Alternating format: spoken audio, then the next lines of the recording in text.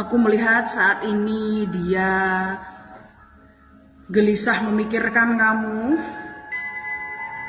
Dia mulai sadar ya, dia tidak bisa hidup tanpa dirimu.